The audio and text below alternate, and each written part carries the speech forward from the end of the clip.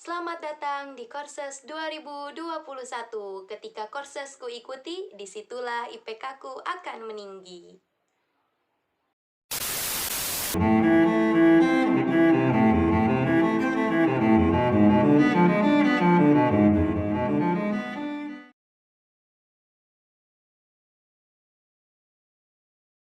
Assalamualaikum warahmatullahi wabarakatuh. Perkenalkan, nama saya Muhammad Iman Sanuga di Selangga. Di sini saya akan mengisi materi dari kursus biologinya. Nah, materi pertama mengenai pengertian biologi.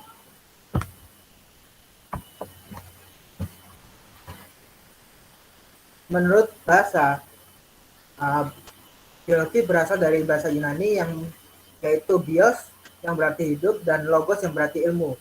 Maka dari itu biologi berarti ilmu tentang kehidupan, yang dimana kehidupan merupakan proses untuk hidup. Kajian biologi sangatlah luas, mencakup seluruh organisme hidup dan lingkungannya, baik biotik maupun abiotik, serta keterkaitan keduanya di biosfer. Ruang lingkup biologi. Terdapat 4 ruang lingkup biologi. Pertama yaitu tingkat organisasi kehidupan, kemudian kedua objek biologi, ketiga permasalahan dan manfaat, keempat cabang-cabang biologi. Pertama, tingkat organisasi kehidupan. Uh, Pertama kita akan bahas dari organisasi kehidupan yang secara luas, yaitu biosfer, yang merupakan kumpulan dari ekosistem di seluruh muka bumi yang dihuni oleh kehidupan. Kita beralih ke lingkup yang lebih kecil lagi, yang merupakan ekosistem, yang merupakan uh, yang terdiri atas semua makhluk hidup dan benda mati yang saling berinteraksi.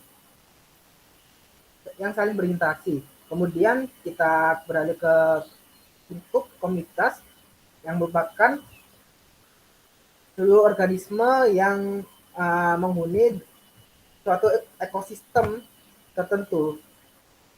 Kemudian kita perkecil lagi menjadi populasi. Populasi merupakan suatu kumpulan individu dari suatu spesies yang hidup dalam batas-batas daerah tertentu. Nah, apa itu individu? Individu itu semacam seperti satu pohon mapel atau satu ekor sapi. Nah, kita perkecil lagi menjadi sistem organ, yang dimana sistem organ merupakan kumpulan organ yang memiliki yang bekerja sama dalam melaksanakan suatu fungsi yang spesifik. Kemudian sistem organ dibentuk oleh kumpulan organ-organ. Nah, organ-organ ini dibentuk oleh kumpulan jaringan yang memiliki sistem yang sama, yang memiliki fungsi yang sama. Nah, jaringan dibentuk oleh kumpulan sel yang memiliki bentuk dan fungsi yang sama. Nah, kemudian untuk sel merupakan unit fundamental terkecil bagi struktur dan fungsi kehidupan. Nah, sel ini tersusun dari berbagai organel. Organel merupakan komponen-komponen fungsional yang terdapat dalam sel, seperti mitokondria, kloroplas, dan lain sebagainya. Nah, kita perkecil lagi menjadi lingkup yang lebih kecil, yang lebih mikroskopis, yaitu molekul, yang dimana molekul ini merupakan struktur kimia yang terdiri dari 2 atau lebih unit kimia kecil yang disebut atom. Kemudian kita beralih kepada ruang lingkup biologi yang kedua, yaitu objek biologi, yang merupakan semua hal yang terlibat dalam kehidupan, baik biotik maupun abiotik. Ketiga yaitu permasalahan dan manfaat. Dan ruang lingkup keempat yaitu cabang-cabang biologi, yang dimana terdapat botani yang berfokus pada pembelajaran tumbuhan, sedangkan zoologi yang berfokus pada pembelajaran hewan. Nah, botani dan zoologi dibagi lagi menjadi beberapa cabang, yaitu sitologi, histologi, organologi, embriologi, fisiologi, dan masih banyak lagi. Karakteristik makhluk hidup atau ciri-ciri makhluk hidup. Pertama, terorganisir, yang terdiri dari komponen-komponen atau struktur organisasi. Kemudian melakukan metabolisme yang seperti anabolisme, yang merupakan proses penyusunan dari komponen yang sederhana menjadi komponen yang lebih kompleks. Contoh prosesnya yaitu fotosintesis dan kemosintesis. Lalu pada metabolisme katabolisme merupakan proses di mana pembongkaran molekul kompleks menjadi molekul yang lebih sederhana.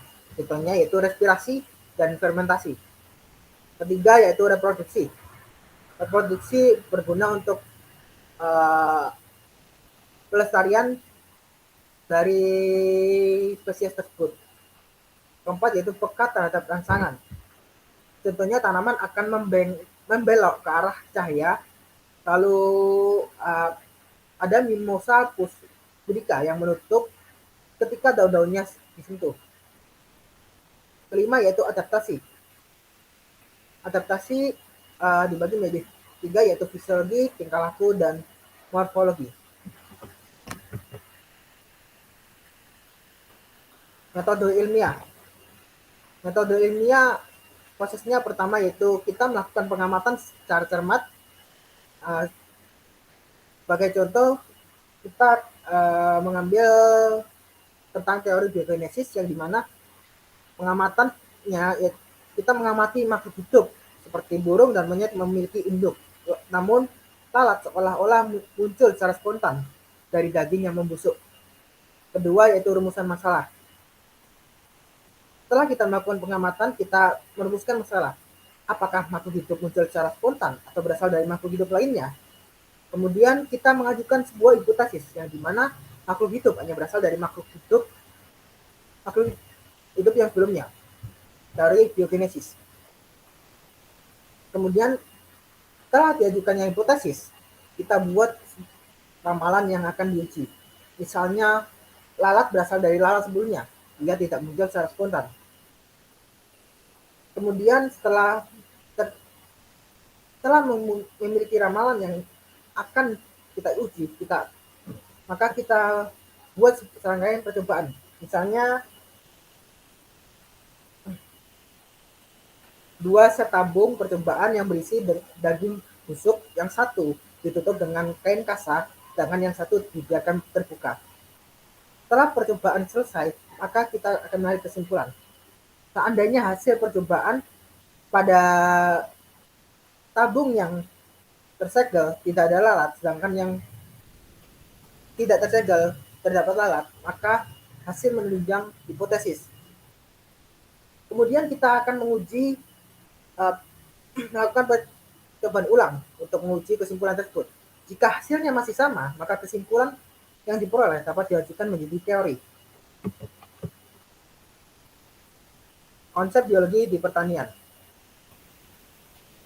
Biologi pada bidang pertanian digunakan dalam penentuan bibit unggul, lalu genom editing pada serangga hama, dan masih banyak lagi. Kita beralih kepada materi yang kedua yaitu struktur dan fungsi sel. Pertama, apa itu sel? Menurut Rudolf Virchow, sel membelah menjadi 2 sel, yang dimana sel berasal dari sel yang sudah ada, omniselula eselula, yang dimana sel merupakan unit struktural dan fungsional hidup terkecil yang lengkap sebagai penyusun makhluk hidup. Sel terpisahkan dari lingkungan sekitarnya dengan dibatasi oleh suatu membran plasma. Lalu kenapa sel disebut lengkap? Sel sudah mampu berkembang biak, memperoleh nutrisi, menghasilkan energi, dan fungsi kehidupan lainnya, sehingga dianggap dapat mewakili proses kehidupan suatu organisme. Pada dasarnya sel dibagi menjadi dua, yaitu prokariot dan eukariot. Berdasarkan, nah persamaannya apa ya? Persamaannya dari setiap makhluk hidup terdapat 3 organel yang sama, yaitu membran plasma, DNA, dan sitoplasma.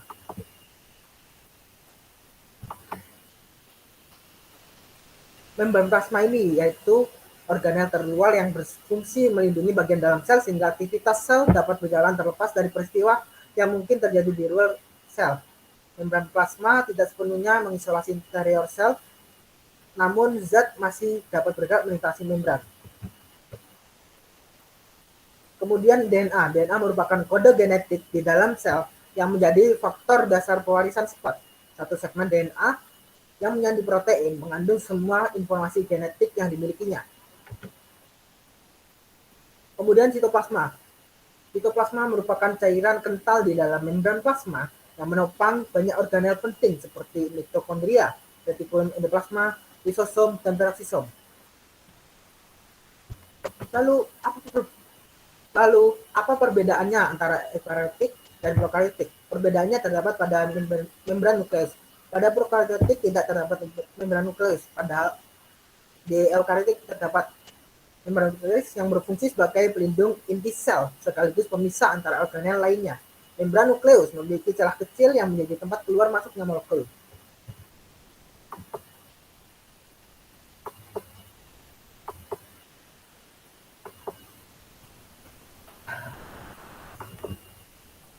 Kita beralih ke sel tumbuhan dan sel hewan yang memiliki persamaan, memiliki organel nukleus, ribosom, RE, aparatus Golgi, vesikel, mitokondria, dan sitoskeleton, yang dimana nukleus berfungsi sebagai pengisolasi secara fisik dan organisasi dari DNA, sedangkan ribosom berfungsi sebagai sintesis rantai polipeptida. Lalu RE merupakan modifikasi awal dari rantai polipeptida baru, berfungsi sebagai modifikasi awal dari rantai polipeptida baru dan sintesis lipid. Kemudian aparatus Golgi ini memodifikasi lebih jauh lagi dari rantai polipeptida menjadi protein yang dewasa, mengirim protein-protein dan lipid-lipid untuk disekresi atau untuk digunakan dalam sel. Kemudian vesikel berfungsi sebagai pengangkutan penyimpanan substansi pencernaan di dalam sel dan fungsi-fungsi lain. Kemudian mitokondria sebagai pembentuk ATP, sehingga mitokondria disebut sebagai pembangkit energi pada sel. Lalu organel sitoskeleton yang berfungsi sebagai pergerakan bentuk dan organisasi dalam garis sel. Lalu apa perbedaannya dari sel tumbuhan dan sel hewan? Pertama yaitu bentuknya, yang dimana sel hewan memiliki macam-macam bentuk dan bisa berubah, sedangkan sel tumbuhan bentuknya kaku dan jarang berubah. Ukuran selnya lebih besar sel tumbuhan, dan di sel hewan tidak memiliki dinding sel, sedangkan di sel hewan tidak memiliki dinding sel dan di sel tumbuhan memiliki dinding sel. Kemudian lisosom lebih banyak ditemukan pada sel hewan, sedangkan glioksisom lebih banyak ditemukan pada sel tumbuhan. Letak inti sel hewan berada di tengah sel, sedangkan sel tumbuhan terletak di periferal sitoplasma. Elastisitas jaringannya lebih tinggi pada sel hewan dikarenakan tidak adanya dinding sel. Organel respirasi pada sel hewan hanya mitokondria, sedangkan sel tumbuhan memiliki mitokondria dan plasmida. Centriol lebih ditemukan pada sel hewan, lalu vakula pada sel hewan berukuran kecil dan banyak, sedangkan sel tumbuhan berukuran besar namun tunggal. Flagella dan cilia lebih sering ditemukan pada sel hewan. Lalu pembentukan spindel pada sel hewan secara amfiastral dan sel tumbuhan secara anastral. Sitokinesis sel pada sel hewan membentuk furowin, sedangkan sel tumbuhan membentuk lempeng mitosis. Tingkat totipotensinya pada sel hewan rendah, sedangkan sel tumbuhan sangat tinggi. Ketahanan tekanannya lebih kuat pada sel tumbuhan dikarenakan terdapat dinding sel. Sambungan antar selnya pada sel hewan memiliki desmosome tight junction dan pada sel tumbuhan memiliki plasmodesmata.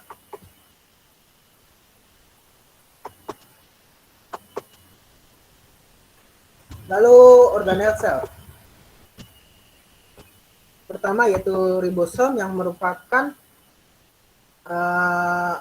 organel yang berukuran sangat kecil dan memiliki dua jenis, memiliki fungsi dalam proses transaksi dan sintesis protein. Dalam ribosom terkandung asam ribonukleat sebanyak 60% dan protein sebanyak 40%.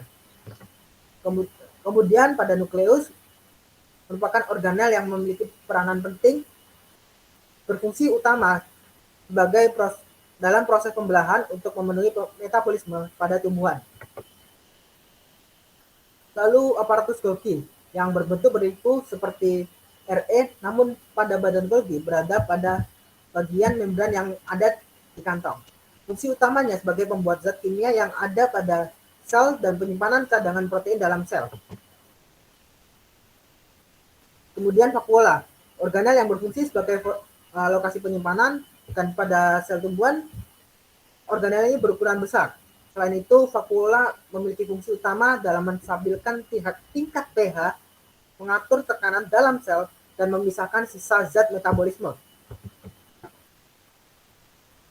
Kemudian mitokondria yang merupakan organel berbentuk lonjong, mengandung enzim, dan berfungsi sebagai organel pembentuk energi. Kemudian plasida yang dimana pada tumbuhan lebih sering ditemukannya kloroplas, yang dimana organel ini mengandung klorofil dan tempat terjadinya reaksi terang baik jalur siklik maupun non siklik. Kemudian ada RE atau retikulum endoplasma yang merupakan organel yang menghubungkan sitoplasma dan nukleus yang membentuk serangkaian kantung pipih dan berfungsi untuk mengangkut sisa lemak yang akan diolah menjadi cadangan makanan bagi tumbuhan. RE ini terdiri atas selubung nukleus dan peripheral reticulum, di mana yang membedakan RE halus dan RE kasar terdapat pada peripheral reticulumnya, yang dimana RE kasar memiliki ribosom di bagian peripheral reticulum, sedangkan RE halus tidak.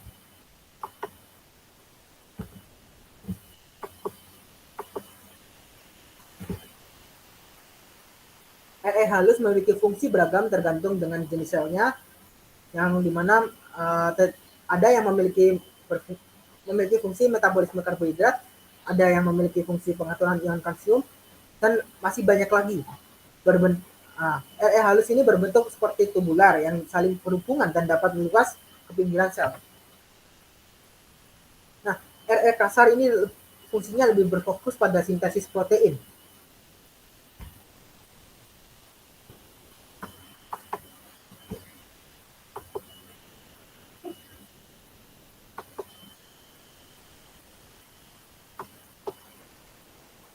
Kita beralih ke materi yang ketiga, yaitu sel tumbuhan. Pertama yaitu dinding sel. Dinding sel ini tersusun dari berbagai zat, yaitu pektin atau capektan sebagai penyusun dinding primitif, selulosa penyusun dinding primer. Ini selulosa sejenis selulosa biasanya berupa lendir sebagai cadangan makanan, manan atau manosa, dan galaktan atau galaktosa pada bagian kayu tumbuhan konifera. Titin terdapat pada golongan fungi. Lignin atau zat kayu penyusun dinding sekunder dan dinding tersier. Suberin atau zat gambus dan kutin penyusun dinding sekunder dan dinding tersier. Zat lilin berfungsi sebagai penebalan pada epidermis, dan bahan organik seperti silikat dan karbonat sebagai penebalan pada epidermis. Terdapat 5 bagian pada dinding sel. Pertama yaitu lamela tengah. Pada lamela tengah terdapat pada dinding primer. dua sel yang berdekatan tersusun atas air dan pektin. Sedangkan pada dinding primer merupakan penebalan pertama pada dinding primitif dan dinding sel menjadi lebih tebal. Sehingga dinding sel menjadi lebih tebal. Lalu dinding sekunder merupakan penebalan kedua setelah dinding primer. Sehingga dinding sel menjadi lebih tebal lagi dan dinding sel ini kemudian mati. Kemudian dinding tersier merupakan penebalan ketiga setelah dinding sekunder, sehingga dinding sel menjadi sangat tebal dan lumennya menjadi sangat sempit. Dinding sel menjadi sangat keras dan kaku. Kemudian plasmodesmata yang merupakan saluran terbuka pada dinding sel melalui benang sitosol yang sebagai penghubung antara sel satu dengan sel lainnya. Ini adalah plasmodesmata intercellular junction. Ini RE halus, yang ini lamela tengah, ini dinding sel primer, ini desmotubul, kemudian ini pektinnya, ini selulosa mikrofibrin. Nah, kemudian ini adalah perbesaran dinding sel pada mikroskop. Nah, kemudian yang ini merupakan gambaran lebih jelas antara dengan sekunder, dinding sel sekunder, lalu yang ini dinding sel primer, ini lamela tengah.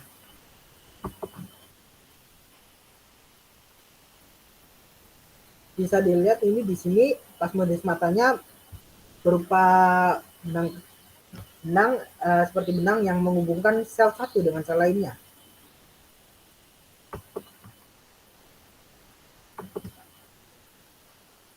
Kemudian kita beralih ke nokta. Nah, nokta ini bagian dinding primitif yang tidak ikut menebat, merupakan celah atau saluran pada dinding sel. Nokta antara kedua dinding sel yang berbatasan selalu berfungsi agar hubungan antara sel dengan sel lainnya selalu berlangsung sehingga translokasi air, zat darah, zat makanan tetap terselenggara. Terdapat 3 jenis nokta. Pertama yaitu simple pit yang merupakan nokta berupa celah biasa terdapat pada sel parenkim. Lalu half bordered pit atau nokta setengah ladam, yang dimana nokta ini berada di antara sel parenkim dan sel trakeid. Lalu bordered pit yaitu nokta ladam yang berbentuk seperti berbentuk ladam atau sepatu kuda, seperti sepatu kuda, tersusun dari celah sempit atau pit epicure berbentuk ladam, kemudian ruang nokta atau pit cavity, lalu pit membran atau margo, lalu torus pada sel trakeid. Nah, bisa dilihat di sininya, di sini ada lamela tengahnya, ini adalah noktahnya, ini simple pit, kemudian yang ini bordered pit atau nokta ladam. Nah, ini lebih jelasnya di sini, yang B ini adalah nokta simple pit, kemudian yang C nokta bordered pit atau nokta ladam.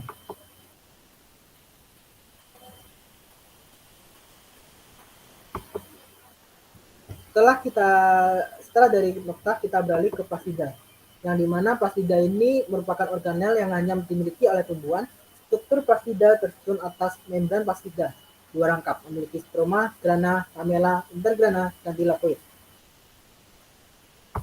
Memiliki jenis-jenis yang bermacam-macam seperti leukopas yang tidak berwarna, amiloplas membentuk amilom, kloropas yang berupa klorofil dan karotenoid, dan kromoplas yang berupa karotenoid dan klorofil, dan elaiopas membentuk minyak dan proteinoplas. Nah, lalu apa perbedaan kloropas dan kromoplas? Perbedaan yang mendasar yaitu perbandingan klorofil dan karotenoid. Pada kloropas lebih banyak klorofilnya sehingga warnanya terlihat hijau, sedangkan pada kromoplas lebih banyak karotenoidnya sehingga warnanya merah. kecepatan.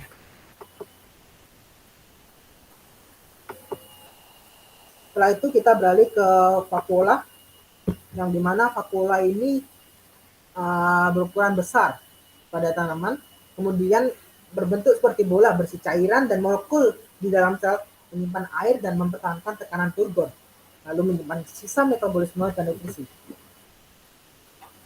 Kemudian kita beralih kepada benda ergas, yang dimana benda ergas ini merupakan benda mati yang terdapat dalam lumen sel tumbuhan, yang merupakan hasil akhir metabolisme, umumnya merupakan cadangan makanan, bahan organik, dan anorganik. Terdapat dalam vakuola, plasma, plastida. Lalu bentuknya terdapat dua bentuk, yaitu cair dan padat. Pada bentuk cair, ya ada cairan sel, yang dimana cairan ini di dalam vakuola yang berisi air dan bahan organik yang bersifat hidrofilik serta berbagai macam garam. Kemudian minyak di dalam vakuola yang merupakan senyawa ester dan berfungsi sebagai cadangan makanan. Kemudian minyak eteris dan damar yang mudah menguap berupa tetesan yang dapat membiaskan sinar dan memberikan rasa pedas, panas, dan bau tertentu. Kemudian kita beralih kepada ergas padat yang terdapat kristal kaosela yang bebas di dalam sel, berasal dari asam oksalat, bersifat racun, dan bentuknya bermacam-macam.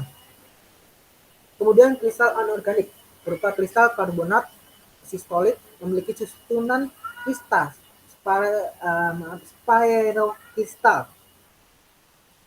Kemudian bulir amilon, yang dimana amilom asimilasi yang dibentuk oleh kloroplas dan amilom cadangan yang dibentuk oleh amiloplas.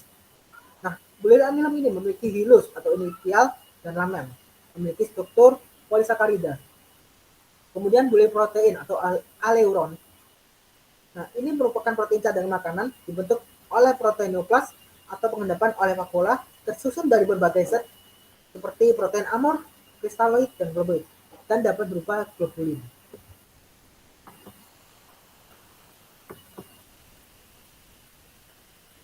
Setelah itu kita beralih ke materi selanjutnya, yaitu materi pembelahan sel, yang dimana pembelahan sel ini terdapat 3 pembelahan sel, yang dimana ada mitosis yang merupakan pembelahan secara langsung pada bagian inti sifat keturunan sama dengan induk pada organisme tingkat rendah atau lebih dikenal sebagai fragmentasi, contohnya amoeba dan paramecium. Kemudian mitosis, pembelahan secara tidak langsung, jumlah sel kromosom sel anak sama dengan jumlah kromosom sel induk, berjumlah diploid, memiliki 2 sel anak dan terjadi pada sel-sel tubuh atau somatik. Kemudian meiosis,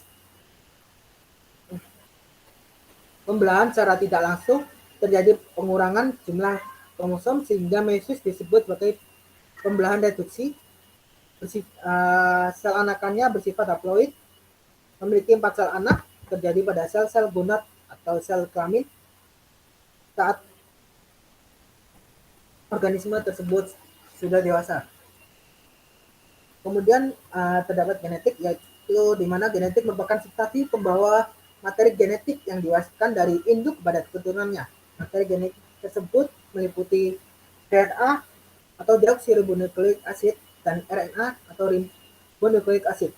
DNA dan RNA ini memiliki jumlah banyak, berbagai jenis DNA bergabung untuk membentuk gen. Kemudian gen-gen tersebut bergabung untuk membentuk kromosom. Fungsi utamanya adalah membawa informasi genetik dari individu ke keturunannya.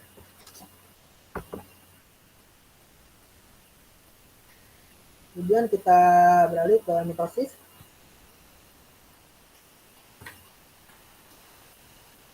Mitosis yang merupakan pembelahan secara tidak langsung seperti yang saya bilang tadi sebelumnya. Nah, pada mitosis ini terbagi menjadi 5 tahap, yaitu interfase, profase, metafase, anafase, dan telofase.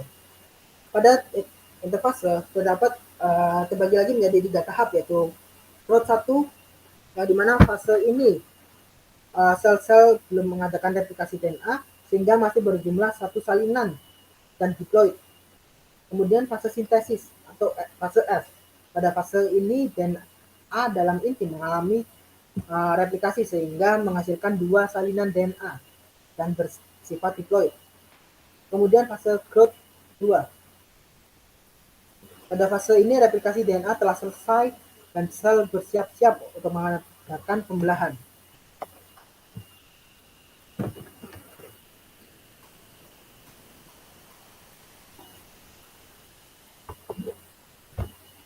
Pada profase terjadi perubahan kromatin menjadi kromosom mengganda, pelekatan kromosom pada sentromer, terbentuk 2 kutub dengan masing-masing sentriol menuju kutubnya dan mengeluarkan benang halus serta mendorong kromosom menuju bidang ekuator. Kemudian metafase membran inti terdispersi atau mulai menghilang, munculnya benang spindle pada 2 kutub makin nampak, kemudian kromosom pada bidang ekuator menuju kutub. Kemudian anafase, yang dimana kromosom saling berpisah ditarik oleh benang-benang spindle menuju kutub. Disebut juga stadium diaster dikarenakan terlihat seperti 2 bintang. Kemudian telofase. Telofase ini kebalikan dari profase, yang dimana kromosom membuka gulungannya, nukleus terbentuk, membran nukleus muncul di sekitar kromosom, lalu semua isi sitoplasma memisahkan diri. Ini adalah gambarnya, ini adalah sel pada pertama, ini ada interfase, ini profase, metafase, anafase, telofase, lalu yang ini adalah sitokinesis yang kemudian pembelahan selesai, pembelahan mitosis selesai. Lalu pada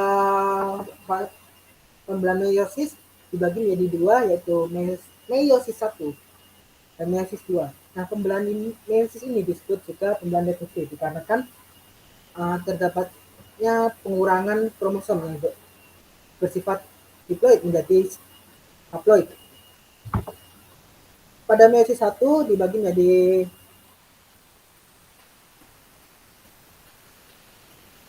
6 tahapan. Yang pertama yaitu profase 1, yang dimana profase 1 ini terbagi menjadi 5 tahapan lagi, yang dimana terdapat leptoten, zigoten, pakiten, diploten, dan diakinesis. Pada leptoten terlihat kromatin berubah menjadi kromosom yang mengalami kondensasi dan terlihat sebagai benang tunggal yang panjang. Pada beberapa organisme, kromosom tersebut mengandung bentukan seperti manik-manik yang merupakan daerah kromosom yang menyerap warna kuat, yaitu kromomer. Kemudian zigoten yang terlihat pada ini sentromernya membelah menjadi 2, kemudian bergerak menuju kutub yang berlawanan. Kromosom homolog berasal dari gamet kedua orang tua, termasuk bagian kromomer saling berdekatan dan berpasangan yang disebut sinapsis. Kemudian pakiten. Pakiten ini tiap kromosomnya melakukan penggandaan menjadi 2 kromatid dengan sentromer yang masih tetap. Dan belum membelah. Tiap kromosom ini berpasangan mengandung 4 kromatid yang disebut tetrad atau bivalen. Kemudian pada diploten sudah mulai terbentuk kiasma. Sudah terlihat ini kromosom homolognya terlihat saling menjauhi. Saat kromosom homolog menjauh, terjadi pelekatan berbentuk X pada tempat tertentu kromosom. Nah, ini yang disebut dengan kiasma. Kiasma ini merupakan bentuk persilangan 2 dari 4 kromatid, yang dimana suatu kromosom dengan pasangan kromosom homolognya. Kiasma merupakan tempat terjadinya pindah silang atau crossing over pada kromosom. Lalu pada tahap terakhir dari profase 1 yaitu diakinesis. Nah, di mana di akinasi ini terlihat terbentuk benang-benang spindle dari pergerakan dua sentriol. Hasil pembelahannya ke arah kutub yang berlawanan diakinasi sebelah kiri dengan menghilangnya nukleus dan membran nukleus. Serta tetrat mulai bergerak ke bidang ekuator.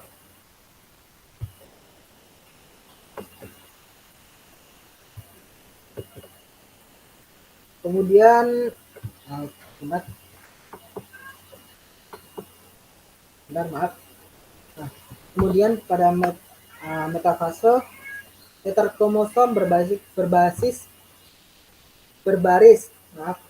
di bidang ekuator, benang spindle melekat pada sentromer. Pada nafase 1, kromosom monomolog ditarik ke masing-masing kutub bertujuan mengubah 2N menjadi N atau mengubah diploid menjadi haploid. Kemudian anafase 1, kromosom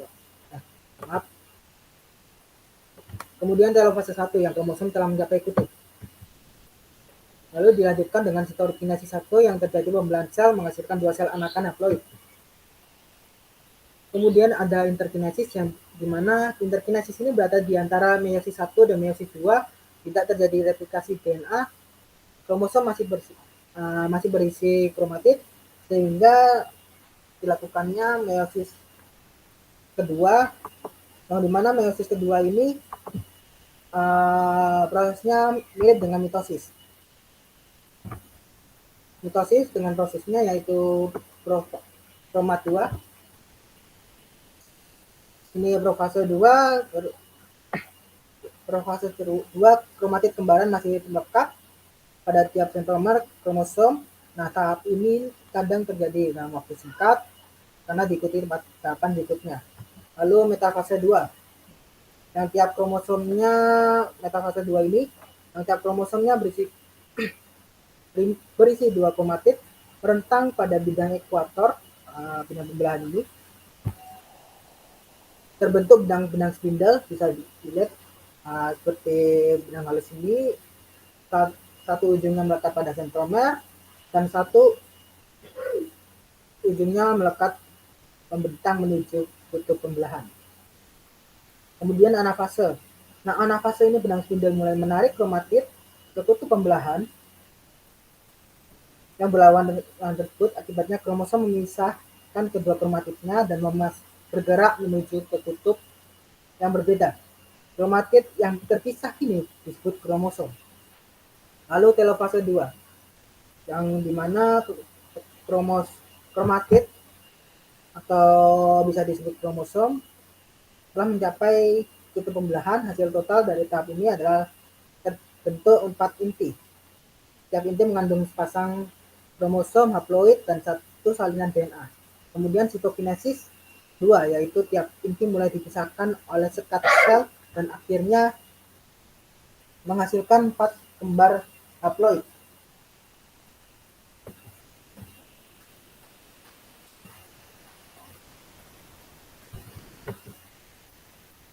Kemudian apa perbedaannya mitosis dan meiosis? Terlihat dari tujuannya, mitosis memperbanyak sel untuk pertumbuhan dan memperbaiki sel-sel yang rusak, sedangkan meiosis mempertahankan jumlah kromosom ke generasi yang berikutnya. Tempat terjadinya mitosis tumbuhan berada pada jaringan meristem latis di ujung akar, ujung batang, kambium. Lalu hewan pada sel somatis atau sel tubuh. Lalu pada meiosis tumbuhan itu terjadinya pada benang, sari, dan putik. Sedangkan pada hewan terjadi pada sel gamet di organ kelamin. Tahap pembelahannya pada mitosis hanya satu tahap, profase, metafase, anafase, telofase. Sedangkan meiosis terjadi 2 tahap, yaitu meiosis 1 dan meiosis 2. Hasil pembelahannya yaitu mitosis memiliki 2 sel anakan yang kromosomnya identik dengan induknya, yaitu diploid. Kemudian meiosis memiliki 4 sel anakan yang kromosomnya setengah dari kromosom induknya atau haploid.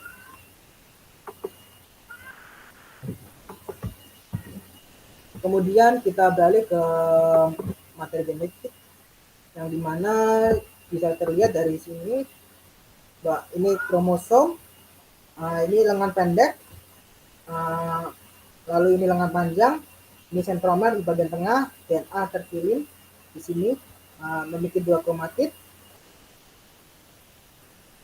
Nah, kromosom yang ini merupakan tipe metasentrik dikarenakan sentromernya yang berada di membentuk L, yang bisa membentuk seperti L. Nah, stereosentrik sentromernya berada di ujung, sedangkan di akrosentrik sentromernya mendekati ujung, membentuk huruf I. Sedangkan submetasentrik yang sentromernya tidak mendekati ujung dan tidak berada di tengah, membentuk huruf L. Sedangkan metasentrik yang sentromernya berada di tengah, membentuk lengannya sehingga lengan kromosomnya membentuk huruf V. Kemudian perbedaan DNA dan RNA. Bisa dilihat di sini bahwa susunannya DNA berpilih ganda, sedangkan RNA hanya tunggal. Lalu pada gularibosalnya DNA merupakan deoksiribosa, sedangkan RNA merupakan gularibosa. Kemudian pada basa nitrogennya terlihat jelas pada timin dan urasil ini pada DNA mengandung timin, sedangkan pada RNA mengandung urasil. Sekian dari saya, kurang lebihnya saya mohon maaf. Wassalamualaikum warahmatullahi wabarakatuh.